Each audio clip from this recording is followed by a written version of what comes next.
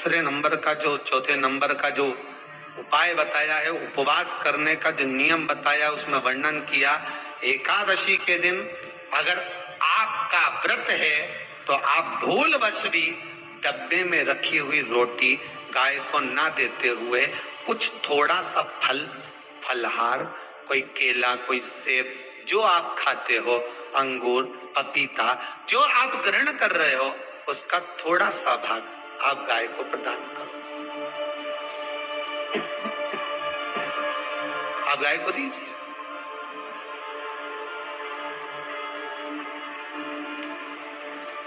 रोटी ही दी है, डब्बे में से निकाल के ले गई, गाय आई है, रोटी देना, देव मना नहीं। बाकी के दिन आप आपके बेटे से कह दो रोटी दिया बेटा जा, और आप अपने हाथों से, आपका व्रत है तो आप फलाहार आप कर रहे हो तो फलाहार का ही दान गौ माता को दीजिए। पांचवा वर्णन किया चतुर्थ भाव में, बन सके जितना एकादशी के दिन भगवान का ओम नमो भगवते वासुदेवाय का जाप करें या अपने गुरु मंत्र का स्मरण करें, या जो मंत्र आपके हृदय में समाहित हो, श्री शिवाय नमस्तुभ्यम, ओम नमः शिवाय, राम कृष्ण शिव, जो मन पड़े उसका भजन करें, पर दिल से करें। जितनी देर करते बने उतना देर। माला पकड़ने की भी जरूरत नहीं कि माला पकड़ के बैठा हूं तो घट की जिब्या से जप लो नहीं जी, वही उत्तम ही पूरा हो जाए, वही बहुत। महाराज से बात ना कर। निंदक जानते हो, भाई दूज के दिन, दिवाली की जो भाई दूज होती है ना, होली दिवाली की जो दूज होती है, उनमें ऐसा गोबर का भाई दूज बनाते हैं और पास में एक चुगलखोर भी बना है और चुगलखोर के ऊपर ऐसा भाटा धर है, एक पत्थर। अब तुम्हारे उधर रखे कि नहीं रखे हमें नहीं मालूम रहे हो, जितने आस्था पे सुन रहे हो, और हमारे इधर तो ऐसा रहता है गोबर का भाई बहन बनाए और उसकी पूजन करे, उसके पास में एक गोबर का चुगल चोर भी बनाया, उसके ऊपर भाटा धर। कथा वर्णन कर रही है, निंदक से बात ना करे। मान लो किसी ने आकर आपको निंदा कर भी दी तो तुरंत सूर्य नारायण भगवान का दर्शन करें और 3 बार उनका दर्शन कर कर नेत्र बंद करें, तब जाकर वो निंदा जो अंदर गई है, अंदर पवित्रता प्रदान करेगी, तब जाकर एकादशी का व्रत लगेगा। पहले तो प्रयास करो, अगर जो निंदा करने आता है ना तो उसको उस दिन एकादशी वाले दिन दरवाजे पे लिख दो। अपने द्वारा जीव की हत्या ना हो, प्रयास करना, किसी को कष्ट ना हो। 18 नियम में से एक नियम और प्रयास करिएगा, एकादशी जब भी करें तो द्वादशी से जुड़ी हुई करें, 10वीं से जुड़ी हुई एकादशी कम करें। जो वैष्णवों की एकादशी कौन सी होती है? जो एकादशी द्वादशी से जुड़ी हो, 10वीं से नहीं। 10वीं से जुड़ी हुई एकादशी व्रत कहलाती है और द्वादशी से जुड़ी हुई एकादशी पुण्य फल प्रदान कर कर वैष्णवों को भगवान के चरण में छोड़ आती है। इसलिए एकादशी द्वादशी से जुड़ी हुई होना चाहिए। वैष्णव एकादशी। फिर अगला वर्णन किया गया, महाराज शास्त्र कहता है, अगला वर्णन जो किया गया उसमें बताया, प्रयास करें जिस दिन एकादशी हो उस दिन घर में बुआरी झाड़ू आदि जो लगती है वो दूसरा लगा लें। क्यों?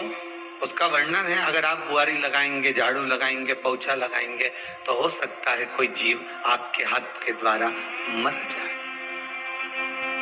इसी में कह दी थी, कहाँ करोगे? सारे व्रतों में केवल एक व्रत ऐसा होता है एकादशी का जिसका उद्यापन पहली एकादशी पर भी कर सकते हो। सारे उद्यापन में केवल एक उद्यापन ऐसा होता है, सारे व्रतों में एक व्रत का उद्यापन ऐसा होता है, वो है एकादशी का। ये जरूरी नहीं कि 26 पूरी होगी तभी तुम करोगे, या तो पहली में ही कर लो या फिर 26 पूरी हो तब कर। पर उद्यापन, अब तुमको ऐसा लगे कि हाँ मैं अभी तो जीऊंगी हो, अभी तुम्हारा बाल भी धोला नहीं हुआ, तुमको ऐसा लगे तो अभी तो मैं तो बढ़िया, तो पहली पर करने से क्या फल मिलेगा? तो एकादशी की नियमावली कहती है, अगर मान लो आपने पहली एकादशी पर भी उद्यापन कर लिया, इसके बाद में जितनी एकादशी करोगे वो सारी तुम्हारे खाते में जुड़ती जाएगी। मतलब बैंक में खाता खोल लो, ठीक है, खाता खोल लिया, अब जितना कमाता जाओगा उसमें डालते जाओ, जितनी कमाई करके लाओगे उसमें जमा करते जाओ। एकादशी एक बार उद्यापन पहले में भी हो गया तो बाकी का पुण्य तुम्हारे खाते में आ जाए, उसका पुण्य। शुक्ल पक्ष की जम के बोलिए एकादशी हो, प्रयास करना कि आप उद्यापन करें, भले 5, 10, 11, 12 जितनी एकादशी हो जाए, 26 हो जाए तो ज्यादा अच्छी है, नहीं तो आप करें तो माघ महीने की शुक्ल पक्ष की एकादशी के दिन आप उद्यापन करें। प्रयास रखना, प्रयास